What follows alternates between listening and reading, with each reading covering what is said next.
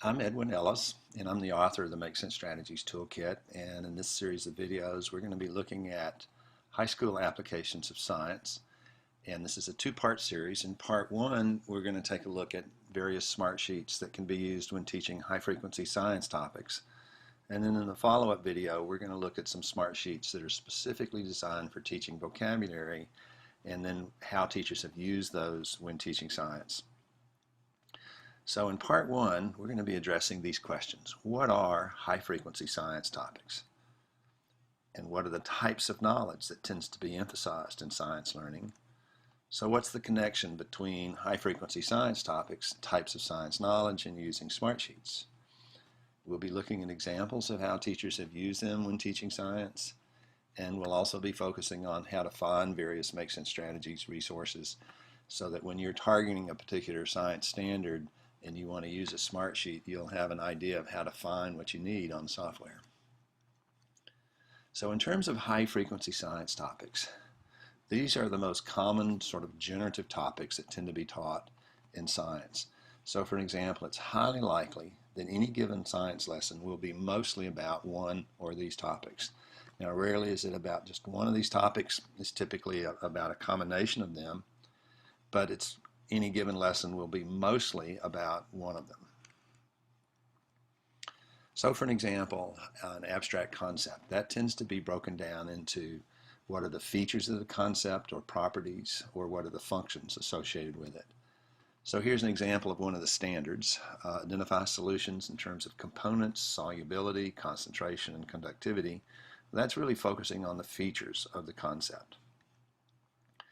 This standard, identify the functions of carbohydrates, lipids, already kind of gives it away there. It's focusing on the functions of things. Distinguish between transverse and longitudinal mechanical waves. That's really focusing on the properties of the concept. Likewise, when you're teaching processes, here's an example of one of those standards. Describe the cell processes necessary for achieving homeostasis, etc. So you can see how that's addressing processes. Describe the physical and chemical changes in terms of endothermic and exothermic processes. When it comes to classification systems, we teach an awful lot of that kind of stuff in science. So here's a couple of standards that sort of illustrate that. From time to time, we teach about famous people in science. Likewise, emphasized quite a bit in science are events, specific events and phenomena. So let's just take a look at this standard. It starts off saying identify the functions of organelles and so forth. And then the example that's provided is mitochondria releasing energy for use in cellular respiration. That process, or that phenomena, mitochondria releasing energy, is an event or a phenomena. Do a lot of work with teaching structures. So for an example, here's a couple of standards that address that.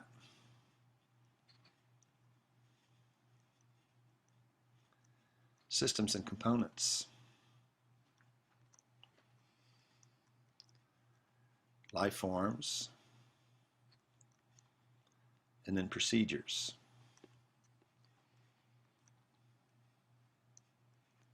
So both of these are examples of standards that focus on procedures. Okay, so now what we're going to do is take a moment and focus on types of knowledge that tends to be emphasized within these high-frequency topics. So for an example, we talked earlier about what a concept is one of the most common things we teach in science. Well, if you sort of dissect a concept and look at what is the kind of knowledge that tends to be emphasized when students are learning a concept, first is the main idea of the concept and what are its critical or distinguishing features. Distinguishing features is what separates the concept that you're targeting from other similar but different concepts. Students need to know what examples of the concept are, and likewise they need to know the non-examples, what it is and what it's not. Likewise, they need to develop an understanding of how this concept and its relationship to other concepts, as well as factors that affect the concept and things the concept affects. We often do comparison to other concepts, as well as the concept as reflected in specific components of something or steps.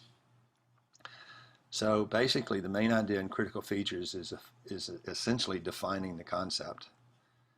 And the examples and non-examples really focusing on are on manifestations of the concept and applications. The rest of it really focuses on what we call relational understanding of how this concept relates to other concepts. So if you look at this first section of information, main idea and features, examples and non-examples, that kind of information really lends itself to hierarchical type of information structures, such as that used with webs. Likewise, this section of knowledge tends to focus on cause and effect kinds of relationships. Of course, this is compare and contrast, and this tends to be sequence, and that can either be a linear sequence of steps or cycles. So when we take this notion of a hierarchic structure, here's an example of a concept that really lends itself to using some kind of hierarchical graphic organizer, because it focuses on the main idea and the features of what the concept is, and the main idea and features of what lipids are. So when you look at the Make Sense Strategy software, this is the home page. There's a whole section under this category of organizer smart sheets right here that deals with hierarchic graphic organizers or smart sheets. So for an example, one of those that I might pick is something called a 3 details web. And so for an example, if the main idea or the core is teaching cell processes necessary for achieving homeostasis, then I might set it up like this. And then for each of those, I might have the features of each of those concepts, what's their function, and what's their source. And so I can use that as a sort of setup when we're teaching that information. Now let's take this one. Physical science, identify the characteristics of gravitational, electromagnetic, and nuclear forces. Well, I might set that up like this. You have forces is about the characteristics of 3 types, and then I can use that as sort of a guided note-taking graphic organizer.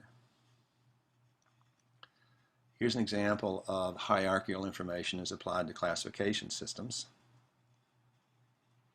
Have vascular and non-vascular plants. Here's an example of various structures and using a hierarchic for that. Here's one on structure of the rainforest. Oh, by the way, I'm going to be moving through these samples fairly quickly, so I realize that you're not being provided an opportunity to really read what students or teachers have written on these. I'm just trying to give you a sense of what they can do. So if you really want to study this, you can always pause the video and take your time to actually study what's been noted on them. And you can also look at them on the handout. And likewise, all of the samples that I'm providing in this presentation are also found on the software. Here's another example of structures and how smart visuals are used to address that.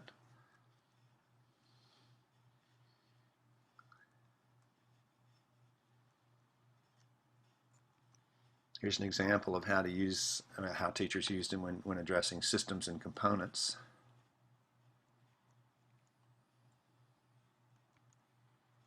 And an example of how they were used when addressing different information about life forms. And of course, this one addresses the vampire bat.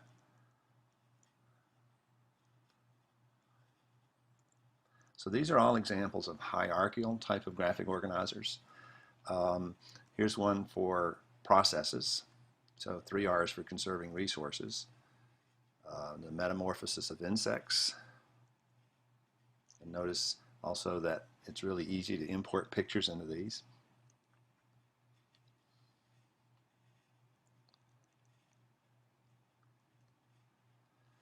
So when you look at these different kinds of science knowledge that tends to be emphasized, another area is cause and effect, which really is addressing relationship to other concepts in terms of factors that affect the concept or what the concept affects. So let's just take a look at a few samples of how teachers have used those when addressing these various high-frequency science topics. Where you can find that on the software, by the way, is going to be in this section right here. So for an example, in physical science, describe the factors that affect solubility and rate of solution, and so forth. So here's an example of how that might be set up. Factors that affect solubility and the rate of solution. So I would identify the 6 major areas and how and why do each of those affect solubility and rate of solution. In physical science, explain how thermal energy is transferred by radiation, conduction, and convection. Well, transferring thermal energy, how it's transferred from source to objects. And so I have these 3 different how it happens. This is a basic when-then type of, it's called a box frame, when-then box frame. And so this one is an example of how that was used with force and motion. This particular one focuses on this caused this, which then led to this. And it is an example of how that was applied when teaching a process, in this case the photosynthesis process. It's another example of when then. The prompt here is so when then so. And this is an example of when then so as applied to chemical and physical changes in matter.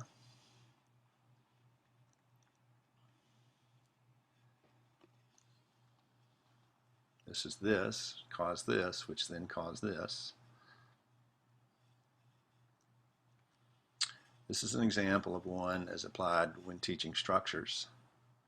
This particular structure is the effect of moon phases on Earth's oceanic tides. And notice the way the arrows are pointing, and so you start with these things, and then that leads to this, and then that leads to this. This is called interaction results, and it's what happens when this interacts with this, then it produces these kinds of outcomes. So this is an example when you're teaching an event or a phenomena, you might use something like this. And here's an example. Here's an example of how this leads to this, and then that causes this.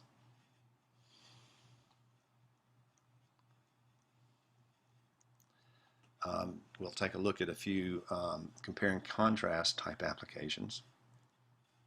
And so with comparison of those high frequency topics, where you're going to find a bunch of really cool compare and contrast type visuals are going to be in this section right here. So for an example, in physical science, contrast the formation of ionic and covalent bonds based on the transfer or sharing of valence bonds. Here's how I might set that up. Formation of ionic bonds versus covalent bonds. So we're doing a compare and contrast. And so we're looking at it across these dimensions in terms of what are the specifics related to each. Here's a very simple version of a Venn diagram. This is basically a Venn as well. What's different is obviously they're not circles, but these are the 2 things being compared, and these are the dimensions of comparison.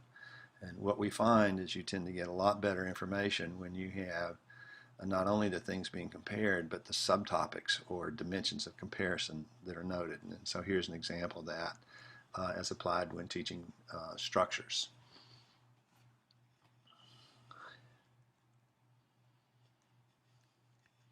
Here's an example of more of a basic matrix. Now with this one we're not doing similarities and differences, but rather just a straight up comparison.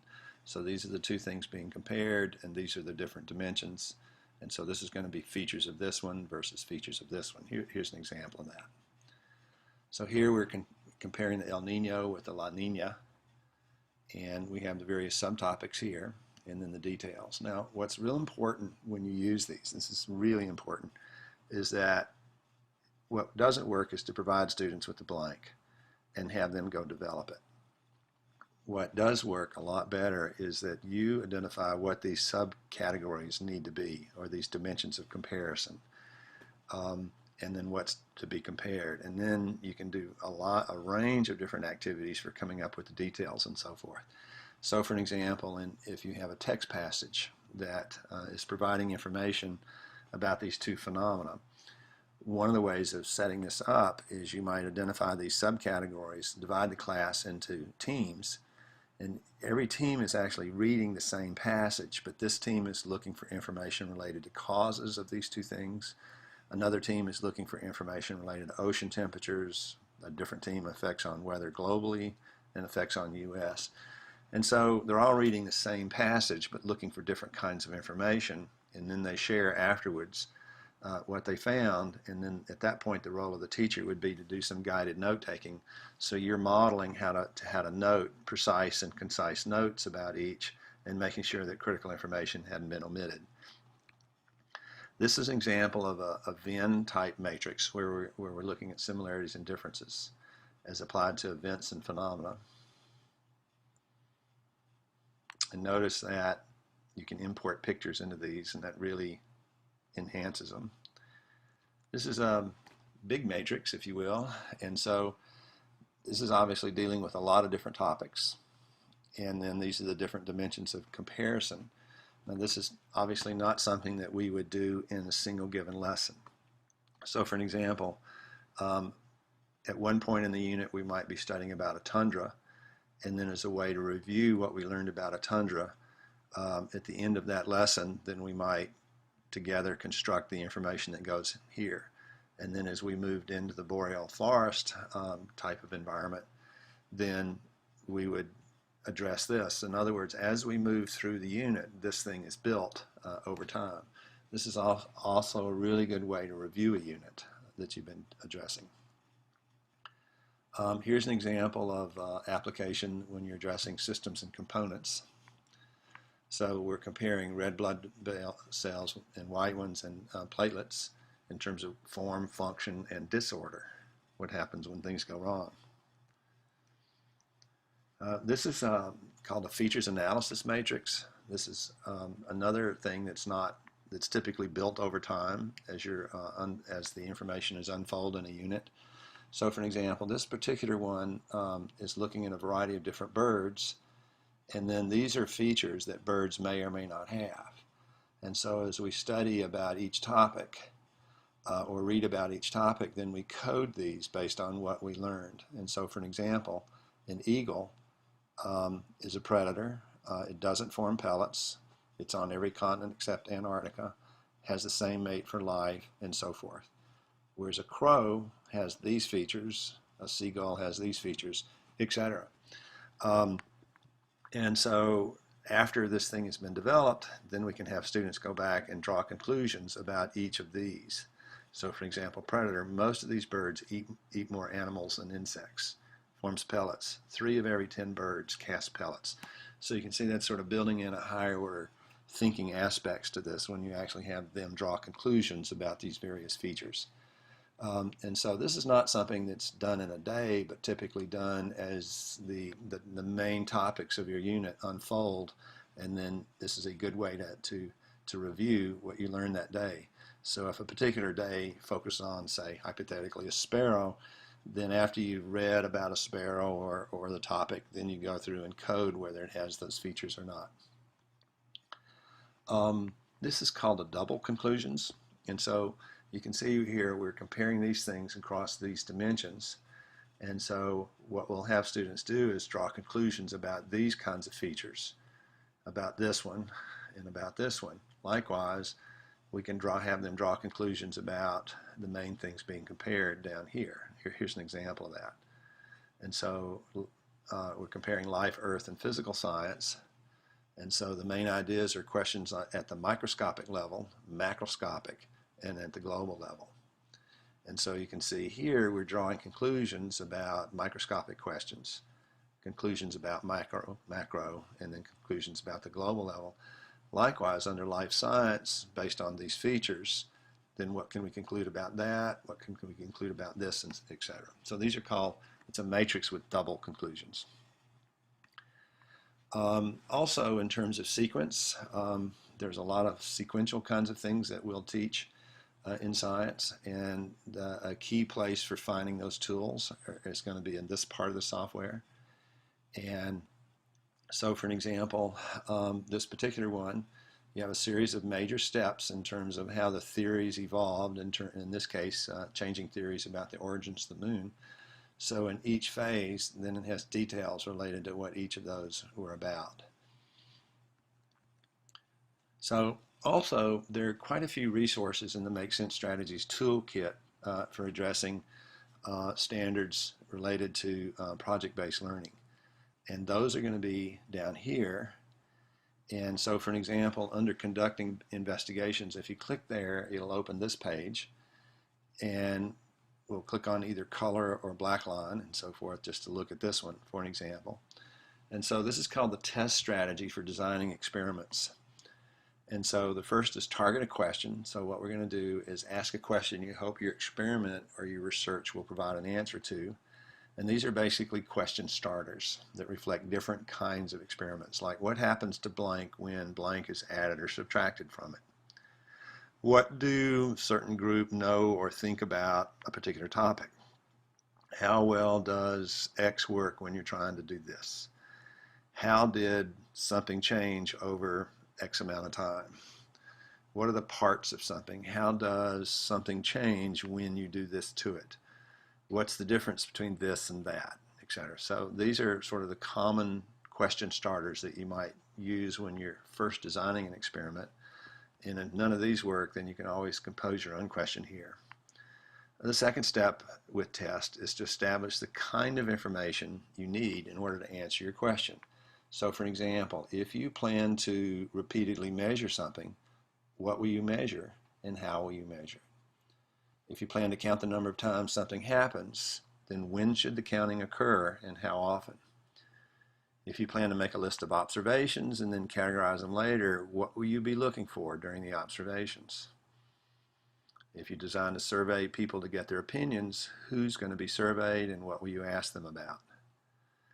And so based on these two things, then what we're going to do is set up a plan for collecting the data. And so this is sort of a step 1, step 2, step 3 type of plan. After we've collected the data, we're going to tally it. And so these are some common calculations that might be considered as simple data calculations. So for an example, are you going to sum the numbers in each category, or are you going to compute averages, means, or percentages? Are you going to subtract numbers from different categories to determine differences, or are you going to perform other calculations? And finally, show your results. So for an example, you can use tables to show numerical differences, or you can decide how whether to use line graphs, which of course is changes over time, or bar graphs, which are differences in quantities, or pie charts to also show differences in percentages. So this is sort of a one-page planner for designing and implementing an experiment that you could consider using. Now obviously you teach all of this stuff. What this does is simply bring it together in a cohesive strategic plan of attack. Likewise, another one that might be useful in science is one of my favorite, and that is we observed this, and then there's specific observations about what they observed, and that hypothesis led, those observations led us to this hypothesis, and then there are details about the hypothesis. So then we tested the hypothesis by this, and this is the testing procedure, and the results of that test led us to conclude that, and then these would be the details of the conclusion. So these are just a couple of examples from the project-based learning part of the software that can be used. In a minute, we're going to, or in the next video, we're going to be looking at science, smart sheets specifically designed for teaching vocabulary and how they were applied in science. But before we go there, what I'm going to do is sort of jump out of this PowerPoint and open the Make Sense Strategies and kind of give you a tour of where you can find a lot of this stuff. Okay, so I'm going to open that, and so this is the home page of the Make Sense Strategies. And so we've been focusing primarily in this area. And so let's say that you have a concept that you want to teach. And so one of the first things you ask yourself is, well, is this more hierarchical information or compare and contrast, cause and effect, and sequence? And so you're thinking, well, it's mostly like features of something, main ideas. And so you have to ask, well, how many main ideas are there? And let's pretend like there's 3. So what you would do is click on 3 main ideas.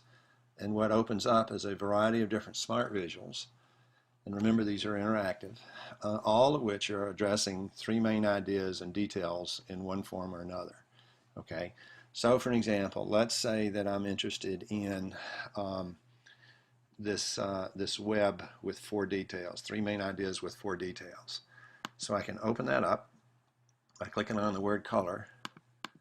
And remember, these are interactive, so you can type on them and then save them to a folder and so forth.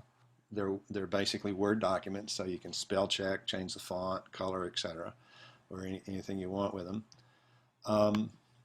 And so I'll use the color ones when I'm using whiteboard or smart boards or other things, or color monitors that the students can see. But if I'm providing students with copies, then we'll use the black line. So if I click on black line, that just opens up a black and white version of the same thing. And these are also interactive. If you're interested in samples, and all of the things in blue, remember, are samples of various ways teachers use that particular one. So down here, I'm going to click on phases of matter, and that gives me an example of how a teacher used that particular smart visual.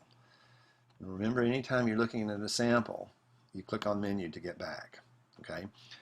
So let's say that I realize, it's not three main ideas, it was really four main ideas that I needed. So I'll click on four main ideas, and that will take me to a page of those, or if you need 8 main ideas, and so forth. And so regardless of what page you're on down here, you can always click on home to get back home.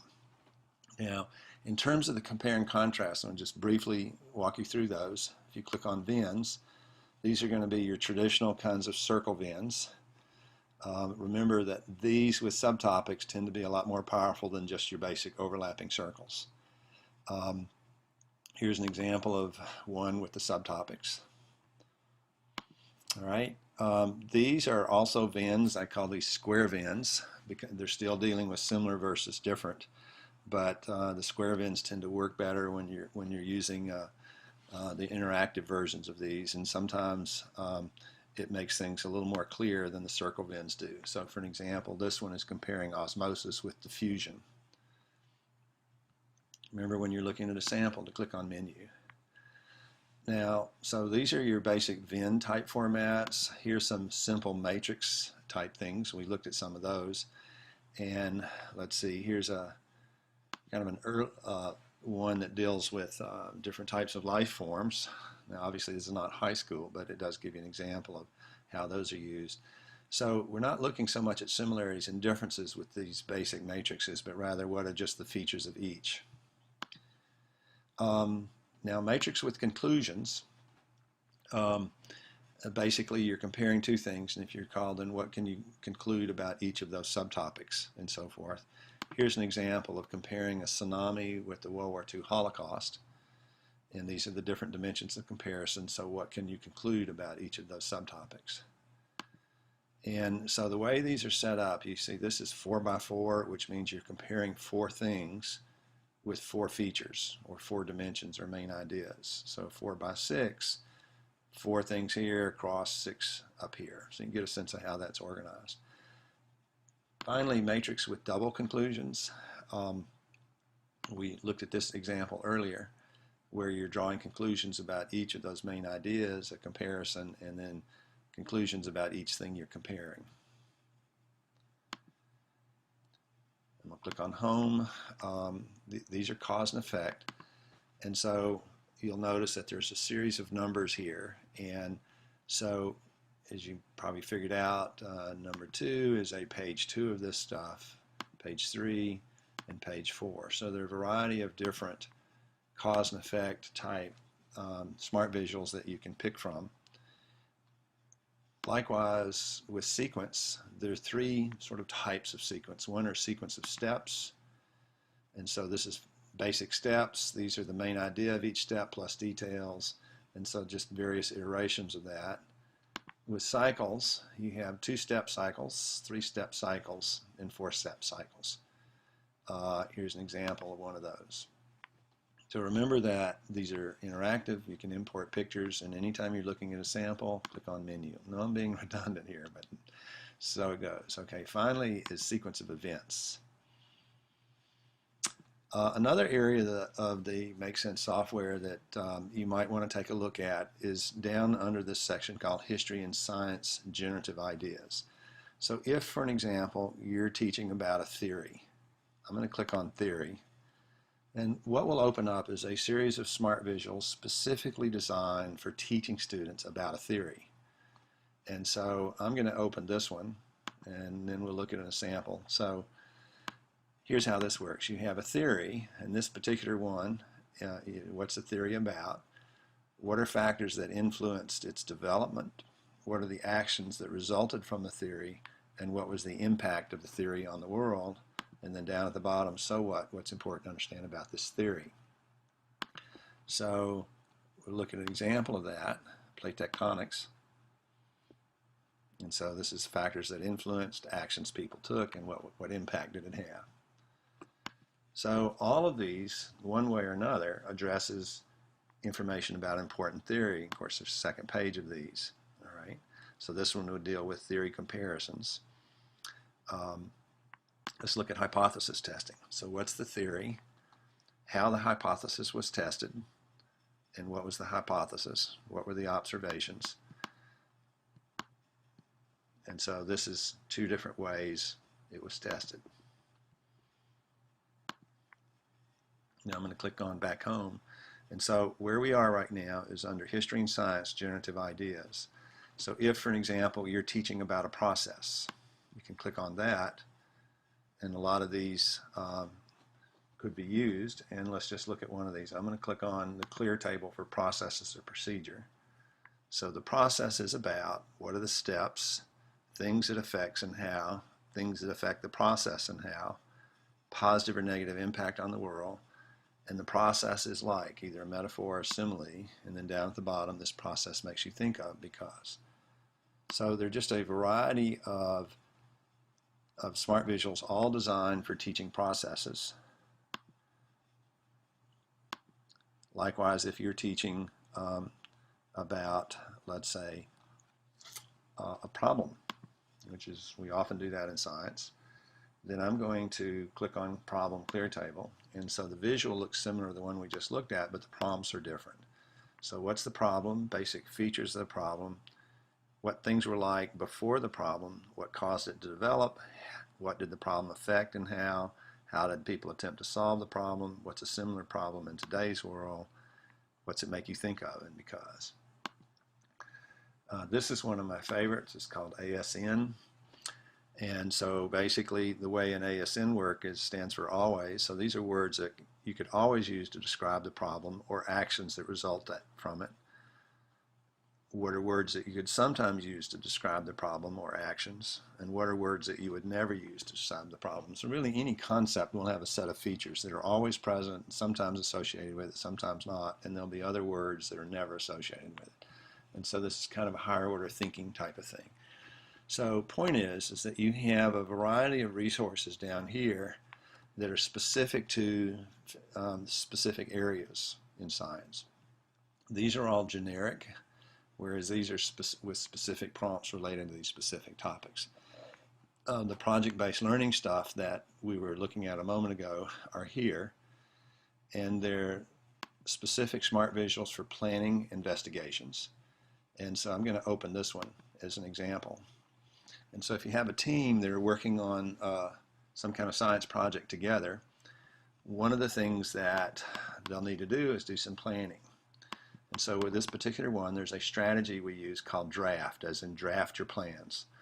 And so determine what the major tasks are, and then for each task, what are some resources we can use to accomplish this task, assign duties, who's going to do what by when, forecast barriers. And so what we're teaching students to do is when you're working on this task, anticipate what might be a problem that you might run into. And if you run into that problem, then go ahead and plan how you're going to solve it before you run into the problem. In other words, part of this is about planning and part of this is about being proactive. And so we do that same procedure for each of the various tasks they identify. And then over here in these little bubbles, what we do is we rank order or put a priority on or order which task needs to come first, like 1, 3, 2, 4, etc. Now, often they're going to be more than 4 tasks, so you may need to use more than one of these sheets in order to plan the task. That's just an example of one of these under planning projects.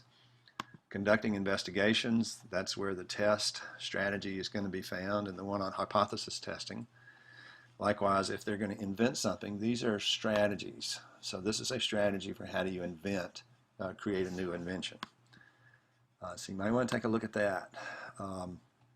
Likewise, very often when students are doing projects, they make presentations. And so these are some specific things that can use to help students plan their presentations to make more sophisticated ones and that sort of thing. There's also a strategy called CLEAR that's designed to help them identify what are the critical elements of a really good presentation and how to implement that. And finally, there's a whole section on evaluating projects. And so these are used for evaluating, for example, how well students collaborated. And so, for an example, this can be be a teacher evaluation or a peer evaluation or self-evaluation or a group self-evaluation. And what I've done here are listed various features of effective collaboration, and then they evaluate whether they did this really well or they did it a little or they forgot to do this. Over here is collaboration strategies we most effectively used, strategies we need to work on more, and then finally a specific collaboration strategy to do differently next time. So when this happens, then what are we going to do? So there are just a variety of these types of things. These deal with collaboration. These focus on habits of the mind, evidence of commitment to quality, and various project outcomes like evaluating the project, the presentation, and in the project evaluation. Let's just look at this one real quick. And so again, this can be a self-evaluation, evaluation of another student, or evaluation by a committee, and in terms of who's being evaluated by the project team. And then it can be who's actually doing the evaluation. And so this is looking at, it's a basic rubric like reliability. We didn't fulfill our obligations and couldn't count on, versus fulfill the responsibilities extremely well, could always count on. Work quality, very poor, very high. Doing your share, did less than their share, did far more than their share, etc. So I just want to make you aware that these resources were here, and these again are found under this section down here under project-based learning. So what we're going to do next is take a look at the vocabulary smart visuals, and where you'll find those are in this section right here where it says vocabulary. And so we'll be looking at a variety of different applications of those and how teachers have used those when teaching science related to vocabulary.